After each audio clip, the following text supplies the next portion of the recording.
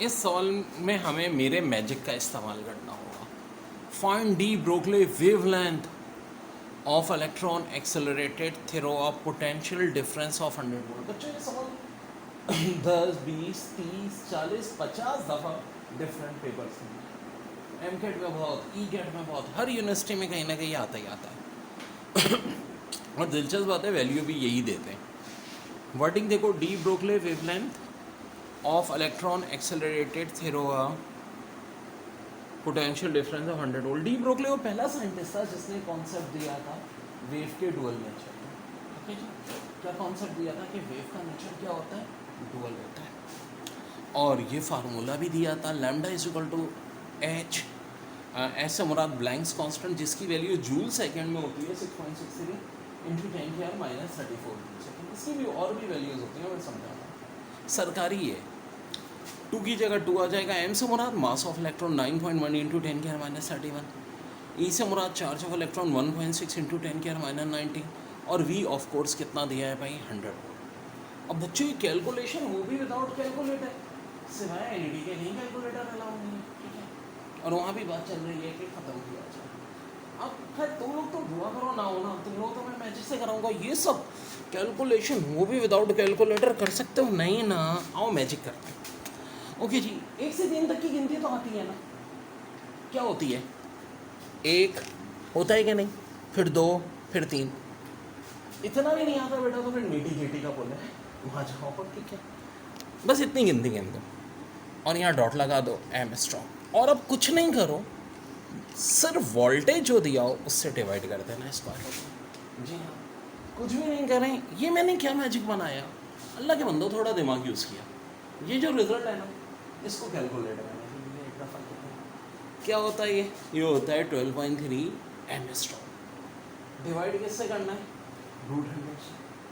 √100, हाँ जी, कितने ज़ीरो हैं, 2 ज़ीरो। याद रखिए, रूट के अंदर जब 2 ज़ीरो होते हैं तो बाहर आता है 1 ज़ीरो। ये 12.3 से हो जाएगा 1.23, और ज़ाहिर मतलब देखो ना, एक स्टेप में नहीं होगा, पहले तो 12.3 को डिवाइड करो 10 से, ज़ाहिर है रूट के बाहर 1 ज़ीरो आ जाएगा, और जब डिवाइड करेंगे तो फाइनल आंसर आ गया 1.23 एम स्ट्रॉन्ग। तो बच्चों कितनी जल्दी हमने कर लिया ये ऑप्शंस मैजिक से। तो बच्चों क्या करना है यहाँ पे, मैजिक। सर अमीन के टॉनिक पीने आपने। डी ब्रोगले पे क्वेश्चंस आते ही आते हैं। अब अगली दफ़ा उन्होंने क्या किया था, 100 की जगह ये 10,000 दे दिया था। तो अब मैं ये लंबी चौड़ी कहानी, फार्मूला याद मुझे ज़रूर होना चाहिए, मगर मैं नहीं करूँगा, मैं तो डायरेक्ट अपनी गिनती पूरी करूँगा। अब मैजिकल ट्रिक मेरी बन क्या गई है, ये बन गई है 12.3 एम स्ट्रॉन्ग √V। अब √V कितना दे दिया भाई, वोल्टेज 10,000, कोई बात नहीं, 10,000 लिख दिया। अब रूट के अंदर 4 ज़ीरो हैं तो बाहर कितने आएंगे, 2 ज़ीरो। 12.3 को जब डिवाइड करोगे, देखो जब 2 ज़ीरो हैं डेसिमल को 2 धक्के लग जाएंगे। बायो वाले ख़ास तौर पे गौर से देखो, आंसर 0.123 एम स्ट्रॉन्ग। इन चीज़ों की तुम टेंशन नहीं लो, बड़ी अच्छी तरकीबें बताऊंगा तुम लोग। पेपर का बड़ा प्यारा सवाल, in which one of following equilibrium increase of pressure over the equilibrium will favor the backward reaction. Option A, decomposition equilibrium of Hi, formation equilibrium of SO3, decomposition equilibrium of NH3, formation equilibrium। देखो पहले तो दो लफ्ज़ समझो, decomposition और formation ज़मीन आसमान का फर्क है।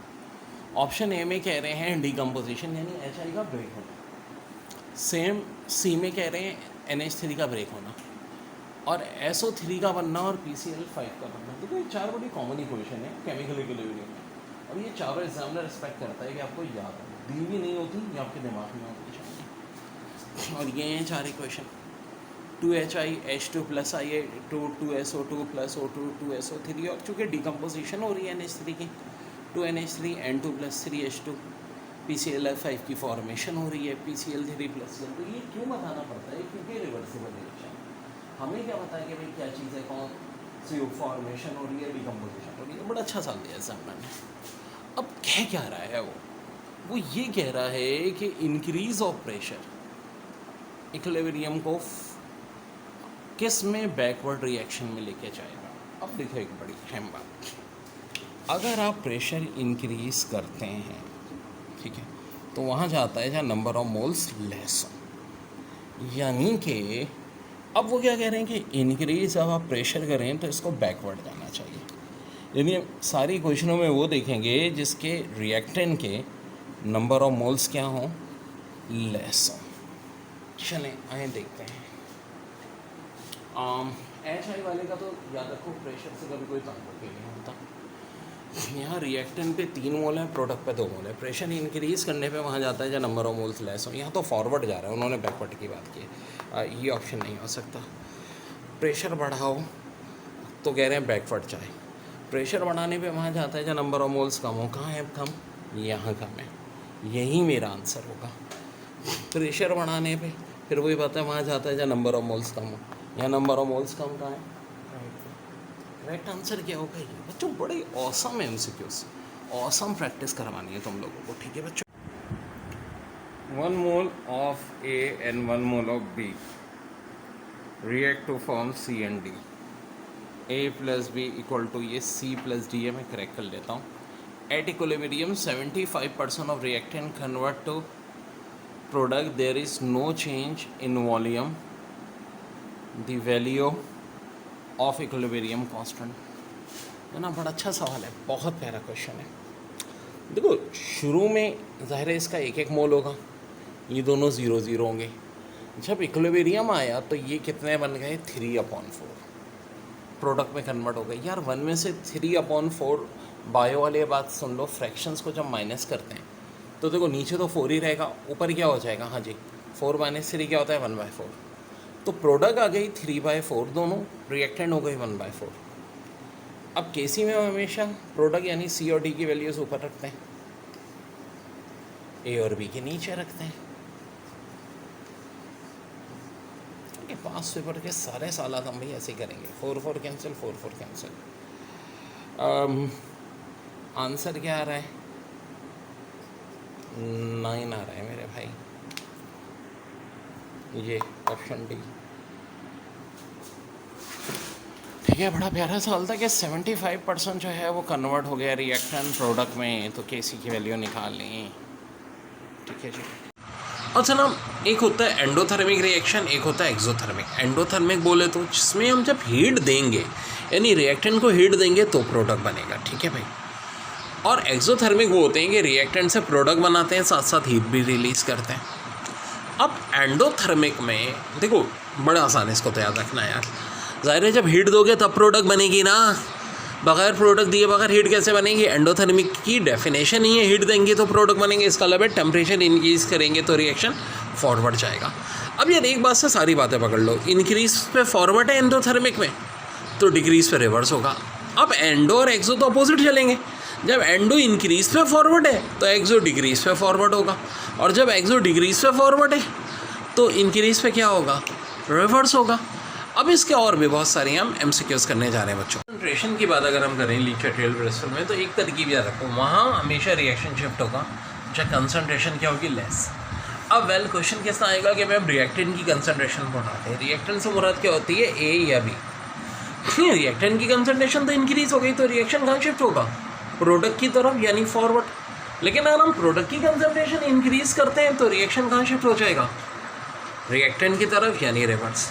लेकिन अगर हम रिएक्टेंट ए और बी की कंसंट्रेशन डिक्रीज़ करते हैं तो यहाँ रिवर्स की तरफ, और अगर प्रोडक्ट सी और डी की डिक्रीज़ करते हैं तो फॉरवर्ड की तरफ। तो एक बात जहन में बैठा लो, एक और तरकीब भी कर सकते हो। हाँ, वो क्या कि जब हम कंसंट्रेशन इंक्रीज़ करेंगे, जैसे कि रिएक्टेंट की इंक्रीज़ करेंगे तो प्रोडक्ट की तरफ, और प्रोडक्ट की इंक्रीज़ करेंगे तो रिएक्टेंट की तरफ। यानी जब इंक्रीज़ करते हैं तो हमेशा अपोजिट साइड पे बन जाता है।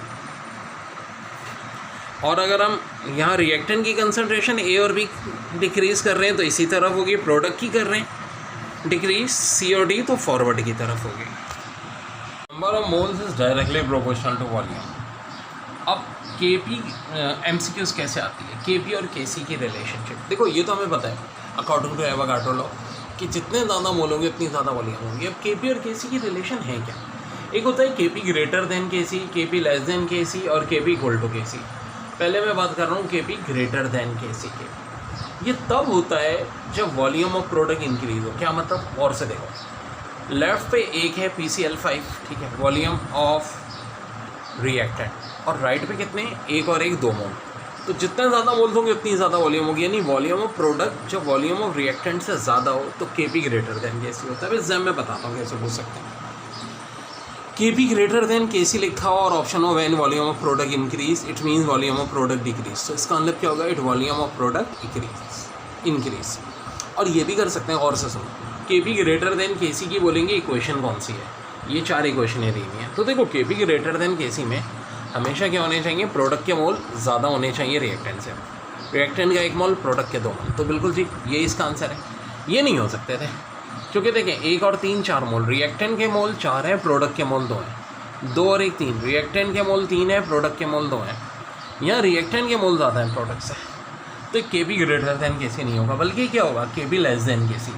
Kp लेस देन Kc की कंडीशन क्या है, when volume of product decrease. अच्छा, इसको ऐसे भी दे सकते हैं कि आपको फ़र्ज़ करो ये अमोनिया वाली इक्वेशन दे देते हैं, N2 + 3H2 एक और आगे 2NH3, फिर बोलेंगे ये 3 ऑप्शन होगा कि यहाँ Kp ग्रेटर देन Kc है या लेस देन Kc है, Kp इक्वल टू Kc है।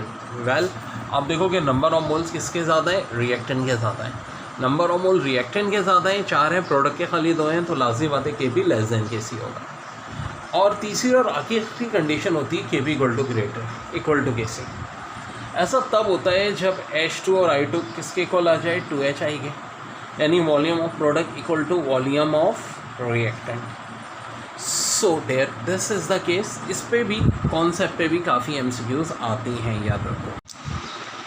देखिए बहुत इंपॉर्टेंट है Kc के न्यूमेरिकल। देखो जो कंसंट्रेशन है इसका स्मॉल ए मोल, B के स्मॉल b मोल, इसके स्मॉल c मोल, इसके d मोल। Kc बराबर होता है C की पावर C, D की पावर D, A की पावर A और B की पावर B। तो Kc कैसे निकलेगा, देखिए 2A + B 3C + D, 2 moles A के, 3 मोल B के, C के 4 मोल और D के 6 मोल। तो Kc चाहिए। अब कैसे होगा, यहाँ के 3 मोल्स हैं, ये ऊपर पावर में आ जाएंगे, D का 1 मोल है, ये यहाँ पावर में आ जाएगा, A के 2 मोल हैं, यहाँ 2 पावर में आ जाएंगे, B का 1 मोल है, ये पावर में आ जाएगा। अब C की वैल्यू कितनी है, 4 मोल, D की वैल्यू कितनी है, 6 मोल, A की वैल्यू कितनी है, 2 मोल, B की वैल्यू कितनी है, 3 मोल। वेल, अब कैसे करेंगे हम इसे, 4 का क्यूब का मतलब है 4 कितनी बार आएगा, 3 बार,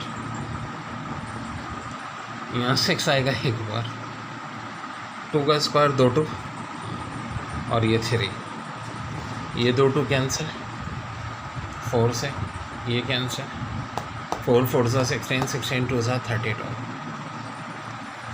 आंसर क्या हो जाएगा, 32 मोल्स।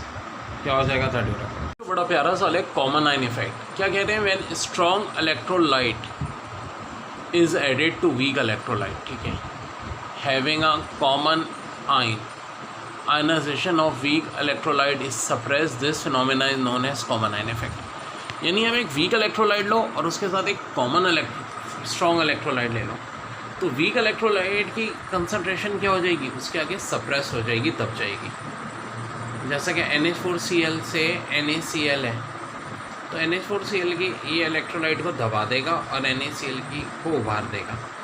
यार इसकी मिसाल ऐसे ले लो कि आप मैच देखने जाते हो, क्लब क्रिकेटर्स, आप उनका ऑटोग्राफ लेना चाह रहे हो, एकदम शाहिद आफरीदी आ जाए, तो उन क्लब क्रिकेटर की अहमियत क्या रह जाएगी। या आप स्टेज के एक्टर्स का ऑटोग्राफ ले रहे हो, भाई सलमान खान या टॉम क्रूज आ जाए, तो वैसे ही क्या होता है कि ये वीक इलेक्ट्रोलाइट था NH4Cl, इसमें हम एक स्ट्रॉन्ग इलेक्ट्रोलाइट डाल दें तो ये क्या कर देगा, वीक इलेक्ट्रोलाइट को सप्रेस कर देगा, दबा देगा उसकी कंसंट्रेशन को। ये चीज़ कहलाती है common ion effect. Chemical equilibrium का चैप्टर कर रहे हैं और इसमें इब्तदा में जो टॉपिक है वो है इरिवर्सिबल और रिवर्सिबल रिएक्शन।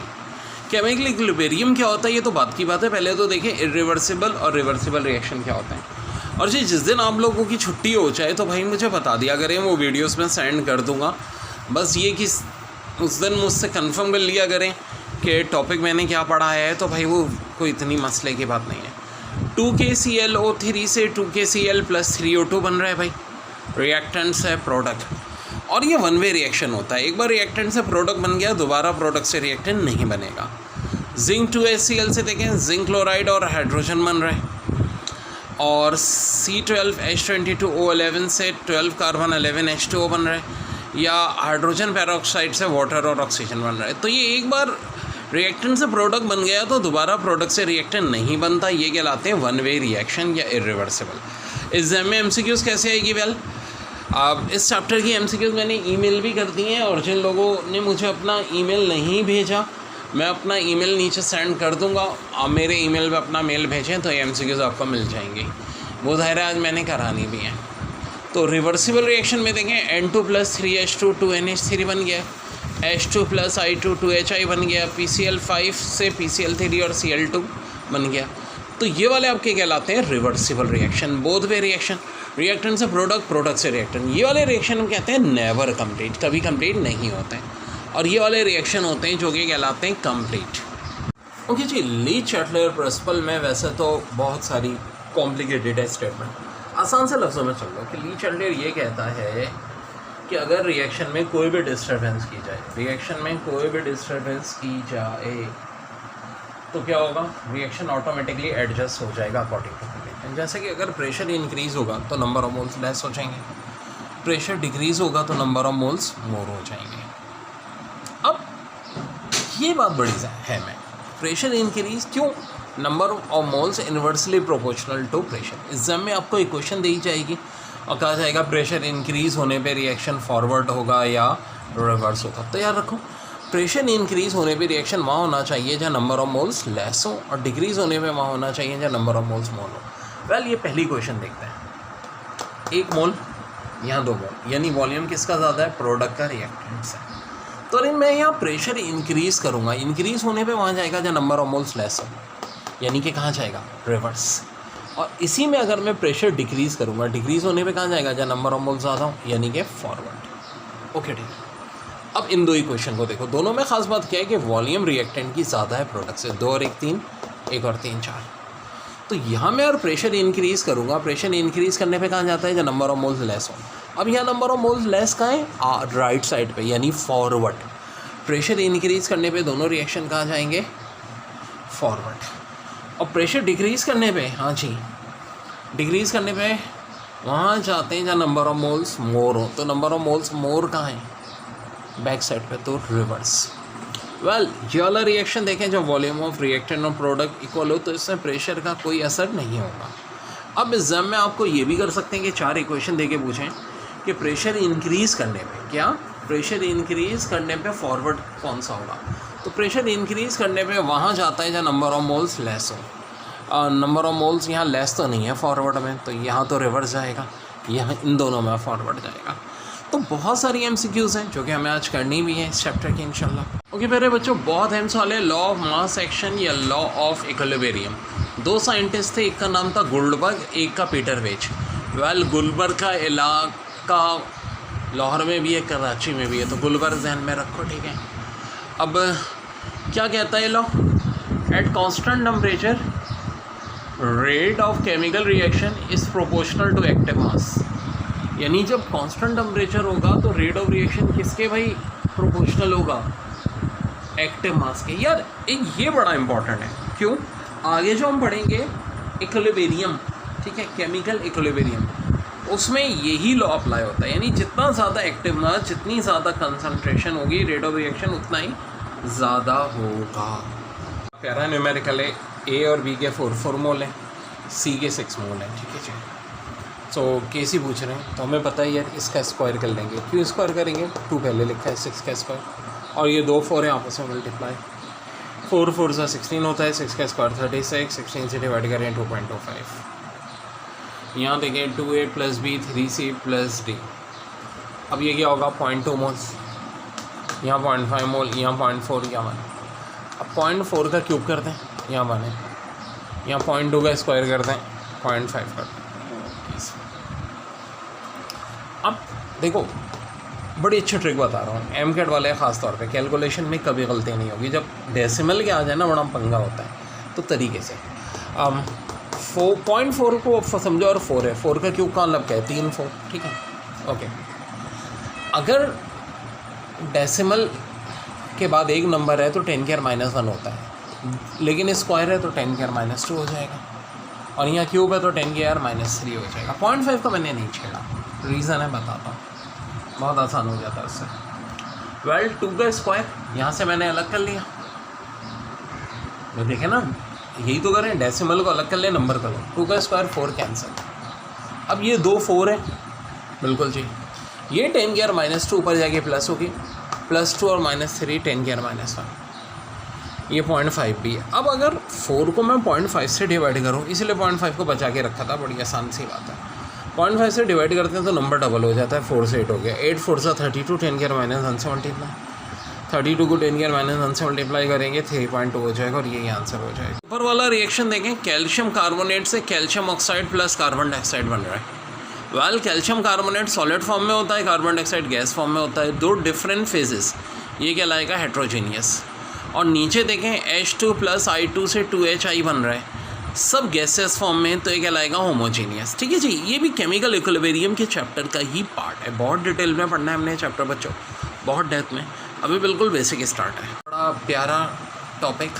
देखो AB से हमेशा CD बनता है, हम करते क्या हैं केमिकल इक्विलिब्रियम में, रिएक्टेंट को AB मानते हैं, प्रोडक्ट को CD।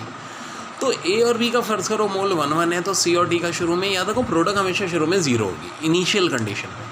वाल इक्विलिब्रियम कंडीशन में अगर C और D के XX मोल बने, तो इसका मतलब है A और B के XX मोल कम हुए होंगे। तो रेट ऑफ फॉरवर्ड रिएक्शन याद रखो डायरेक्टली प्रोपोर्शनल किसके होगा, A और B की कंसंट्रेशन के। मैथ्स का रूल ये है कि जब भी प्रोपोर्शन का निशान हटता है इक्वल टू और कांस्टेंट आता है, तो यहाँ कौन सा कांस्टेंट आएगा, KF का मतलब है कांस्टेंट ऑफ फॉरवर्ड रिएक्शन। और इसी तरह रेट ऑफ रिवर्स रिएक्शन क्या होगा, डायरेक्टली प्रोपोर्शनल C और D के, प्रोपोर्शनिंग का निशान हटेगा इक्वल टू और कांस्टेंट आता है KR और CT। वेल एट इक्विलिब्रियम हम कहते हैं rate of forward reaction is equal to rate of reverse reaction, यानी कि KF AB बराबर हो जाता है KR CD के। मैथ्स के रूल के तहत KR को इधर डिवाइड कर लें, तो KC बराबर होता है CD डिवाइड बाई AB, यानी हमेशा प्रोडक्ट की कंसंट्रेशन ऊपर लेते हैं, रिएक्टेंट के नीचे लेते हैं। KC की डेफिनेशन भी यही है कि KF और KR का रेशो, यानी constant of forward reaction, constant of reverse reaction. अब जो आगे मैं बहुत सारे इंपॉर्टेंट न्यूमेरिकल करने और बायो वाले खास तौर पे देख लें कि बहुत सारी कैलकुलेशन, बहुत सारे ट्रिक्स टिप्स यहाँ यूज़ होनी है।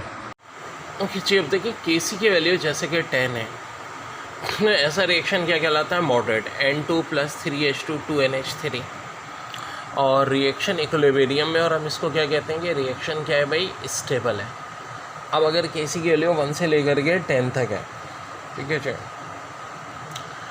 तो बच्चों बहुत बहुत इंपॉर्टेंट रिएक्शन, N2 + 3H2 से 2NH3 बना हुआ, इक्विलिब्रियम और रिएक्शन इज एन स्टेबल। तो अगर KC की वैल्यू 1 से लेकर 10 तक हो, ठीक है, दी हुई हो, तो आपसे पूछेंगे कि भाई ये बताओ मॉडरेट है रिएक्शन, या जस्ट स्टार्ट है, या ऑलमोस्ट कंप्लीट है, तो हम क्या कहेंगे कि जी इक्विलिब्रियम कंडीशन में, और KC की वैल्यू मॉडरेट लाइक 1 से लेकर 10 तक, रिएक्शन क्या होगा उस सूरत में, स्टेबल। देखिए इसके बाद बहुत इंपॉर्टेंट एप्लीकेशन है एक्सटेंड ऑफ रिएक्शन। अब देखो एक्सटेंड ऑफ रिएक्शन में बहुत सारी बातें आती हैं, इससे मुराद है कि KC की वैल्यू हाई है या लो है, ठीक है, रिएक्शन फास्ट है या स्लो है, अनस्टेबल है, स्टेबल है। अब जैसे कि KC की वैल्यू बहुत ज़्यादा हाई लाइक 10 की पावर 55, ऐसा कौन सा रिएक्शन है बच्चों जहाँ KC इतना हाई होता है, ये होता है ओजोन का ऑक्सीजन में कन्वर्ट होना very very fast, very very fast. अब देखो जब भी कोई चीज़ बहुत फास्ट होती है तो क्या होती है, अनस्टेबल होती है। इस रिएक्शन को हम क्या कहेंगे, ऑलमोस्ट कंप्लीट। याद रहे रिवर्सिबल रिएक्शन कभी कंप्लीट नहीं होते हैं, मैं लफ्ज़ क्या यूज़ कर रहा हूँ, ऑलमोस्ट कंप्लीट। ऑलमोस्ट कंप्लीट से मुराद किसी के लिए बहुत आई है तो लग रहा है कि जी बाज़ाहिर पूरा कंप्लीट हुआ हुआ, लेकिन ऐसा नहीं, क्योंकि ज़ाहिर है वो रिवर्सिबल भी चल रहा होता है। लेकिन अभी 10 की वैल्यू 55 अगर दी हुई हो, आपको कह देंगे KC की वैल्यू हाई है तो रिएक्शन फास्ट होगा, स्लो होगा, अनस्टेबल होगा, तो हम कहेंगे वेरी फास्ट होगा। ये चीज़ क्या जाहिर कर रही है, अनस्टेबल होगा और ऑलमोस्ट कंप्लीट होगा। लेकिन अगर किसी के लिए वो बहुत लो हो, 10 की और -13, बच्चों इतना स्लो रिएक्शन है कौन सा, ये भी पूछ सकते हैं। भाई ये एक ही रिएक्शन है जितना स्लो है, H2 + F2 से 2HF बनना। और KC की वैल्यू अगर बहुत लो है तो इसका मतलब है रिएक्शन स्टेबल है, और हम कहेंगे जस्ट स्टार्ट। क्या कहलाएंगे आप, जस्ट स्टार्ट। ये बात हो रही है एक्सटेंड ऑफ रिएक्शन की, KC की सेकेंड एप्लीकेशन बच्चों। ये चैप्टर कल हमने स्टार्ट किया था केमिकल इक्विलिब्रियम, इसकी बची कुछ चीज़ें कर रहे हैं। और जिन बच्चों का मिस हुआ है वो टेंशन ना लें, हर चीज़ में कंप्लीट करा देता हूँ। इसके बाद आज एक नया चैप्टर ऑर्गेनिक केमिस्ट्री का चैप्टर 6 भी करना है, जो बहुत अहम है और उसमें बहुत सारे ट्रिक्स भी हैं। बिल्कुल वो आपके इंटरेस्ट की निस्बत बहुत ज़्यादा डिटेल में। देखिए, अगर product upon reactant greater than KC हो, ठीक है जी, केसी मतलब इक्विलिब्रियम कांस्टेंट, तो हम कहते हैं प्रोडक्ट हाई है। प्रोडक्ट ज़्यादा है तो रिएक्शन प्रोडक्ट से कहाँ शिफ्ट हो जाएगा, रिएक्टेंट की तरफ, यानी रिवर्स डायरेक्शन। केसी की दो एप्लीकेशन है जिनमें से पहली हम डिस्कस कर रहे हैं, और ये एप्लीकेशन क्या कहलाती है, प्रेडिक्ट डायरेक्शन। तो product upon reactant greater than KC है। देखो, बायो वाले इस बात को समझो, कोई वैल्यू बड़ी तब होती है जब उसका न्यूमिनेटर बड़ा हो, यानी इस केस में प्रोडक्ट बड़ी है। प्रोडक्ट ज़्यादा है तो रिएक्शन बैलेंस होने के लिए कहाँ शिफ्ट हो जाएगा, रिवर्स। लेकिन अगर product upon reactant less than KC है तो इसका मतलब प्रोडक्ट लो है और रिएक्टेंट हाई है। Product upon reactant less than KC, तो फिर रिएक्टेंट ज़्यादा है, रिएक्शन कहाँ शिफ्ट हो जाएगा, फॉरवर्ड। और अगर प्रोडक्ट अपॉन रिएक्टेंट हम कहते हैं इक्वल टू केसी है, तो इसका मतलब है कि ना तो अब रिएक्शन फॉरवर्ड शिफ्ट होगा ना रिवर्स, जहाँ है वहीं रहेगा बच्चों। देखिए, एक चीज़ बड़ी प्यारा कॉन्सेप्ट होता है एक्टिव मास। आखिर ये एक्टिव मास होता क्या है? ये होता है number of mole divided by volume, यानी दूसरे लफ्ज़ों में कंसंट्रेशन। इसकी बच्चों मैं ठीक ठाक प्रैक्टिस कराता हूँ, ठीक है। आपको बहुत सारी इसकी वीडियोस मिलेंगी क्योंकि एग्जाम में इस पर बहुत सवाल आते हैं। अब कल कल को जो हमारा एसिटिक एसिड है, इस पे एक्टिव मास के क्वेश्चन आते हैं और आए भी हैं। नन्स के टेस्ट में उन्होंने सिर्फ इसके ये सवाल क्या दिया था, 30 ग्राम एसिटिक एसिड इन 4 लीटर या DM³ एक ही बात होती है, ठीक है। इसका एक्टिव मास निकालना, तो एक्टिव मास निकालने के लिए सबसे पहले तो नंबर ऑफ मोल्स चाहिए, यानी गिवन वेट को डिवाइड करना है मॉलिक्यूलर वेट से। किसका मॉलिक्यूलर वेट, CH3COOH का मॉलिक्यूलर वेट। ठीक है, यहाँ मैं सारे ट्रिक्स कराता हूँ। यूट्यूब पे होती है मेरी रट्टे वाली चीज़, लेकिन वो रट्टे वाली चीज़ में जहाँ जो काम की होती है मैं डाल देता हूँ। ग्रुप में मैंने एक वीडियो डाली है इंपॉर्टेंट मॉलिक्यूलर वेट के नाम से, ठीक है। तो उस वीडियो को आप अच्छी तरह देख लें, हर वो कंपाउंड जिसका मॉलिक्यूलर वेट याद रखना ज़रूरी है, मैंने वो बता दिया। तो भाई एसिटिक एसिड का मॉलिक्यूलर वेट 60 होता है। 30 को जब 60 से डिवाइड करेंगे 0.5 मोल आ जाएगा। नंबर ऑफ मोल्स अगर 0.5 हैं तो एक्टिव मास निकालना मुश्किल है नहीं जी, वॉल्यूम से डिवाइड करेंगे। लेकिन वॉल्यूम किसमें होना चाहिए, लीटर या DM³ में। अगर लीटर और DM³ में नहीं है तो फिर हम लीटर और DM³ में कन्वर्ट करेंगे, वो इतना मुश्किल काम नहीं है। तो ऑलरेडी लीटर में यार, तो 0.5 को 4 से डिवाइड कर दो, आंसर आ जाएगा 0.125। क्या आ जाएगा, 0.125। This is very very very very important, VVVIP सवाल। इंपॉर्टेंट टॉपिक एक्टिव मास क्या होता है, number of moles per DM³, number of mole divide by DM³। यार इसका एक नाम कंसंट्रेशन भी होता है। देखो, जैसे कि न्यूमेरिकल भी आता है, 64 gram of hydrogen iodide in 5 litre का एक्टिव मास निकालो। तो देखो, पहले तो हम नंबर ऑफ मोल निकालेंगे। 64 को डिवाइड करेंगे HI के मॉलिक्यूलर वेट से। HI का मॉलिक्यूलर वेट होता है 128, 0.5 मोल आ जाएंगे। अब देखो, इसको फर्दर हमें किससे डिवाइड करना है, वॉल्यूम से। वॉल्यूम दिया है 5 लीटर। 0.5 को जब 5 से डिवाइड करेंगे 0.1 मोल पर DM³, और 0.1 को डेसी भी लिखा जाता है, ठीक है बच्चों। तो याद रहे कि एक्टिव मास, जिसका दूसरा नाम कंसंट्रेशन है, इनको स्क्वायर ब्रैकेट से जाहिर करते हैं। एक और MCQs है, 73 gram of HCl in 4 litre. So 73 gram, HCl का मास 36.5 होता है, 2 से डिवाइड कर लें, नंबर ऑफ मोल्स आ जाएंगे। नंबर ऑफ मोल्स को फर्दर वॉल्यूम से डिवाइड करेंगे, 0.5 मोल पर DM³ सेमीमोलर। अब एक बात बताता चलो, जो इंपॉर्टेंट मॉलिक्यूलर वेट है, इसमें मैंने एक अलग से वीडियोस बनाई हुई है, वो वीडियो में मैं तुम लोगों को सेंड कर देता हूँ बच्चों। और आज इंशाल्लाह इस चैप्टर की MCQs भी करेंगे, मैं साथ साथ MCQs भी करा दिया करूँगा। मैंने जिन जिन बच्चों ने मेरे ईमेल पे अपना मेल भेजा है, उन सबको मैंने भेज दी है। ईमेल में तुम लोगों को अपना दोबारा दे देता हूँ, ठीक है। वो भेजो तो मैं तुम्हें इस चैप्टर की MCQs भेज देता हूँ। जो जो चैप्टर हम पढ़ेंगे उसकी MCQs का ऐसे टेस्ट तुम लोग कर भी लो, और फिर उसको इंशाल्लाह हम डेली डिस्कस भी कर लेंगे बच्चों।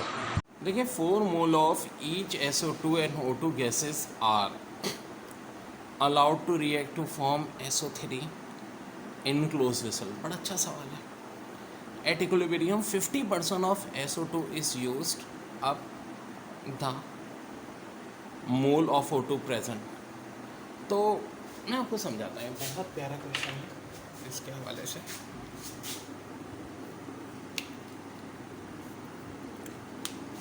कि पूछ क्या रहे हैं, देखो ये हमारी जनरल इक्वेशन होती है सल्फर ट्राइऑक्साइड की, ठीक है। 2SO2 प्लस O2 से क्या बनता है 2SO3।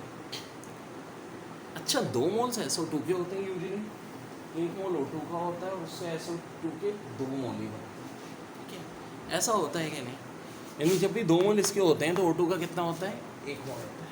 अब देखो मौजूदा सूरत हाल में कह रहे हैं 4 moles of each SO2 and O2 gases are allowed to react to form SO2 in closed vessel.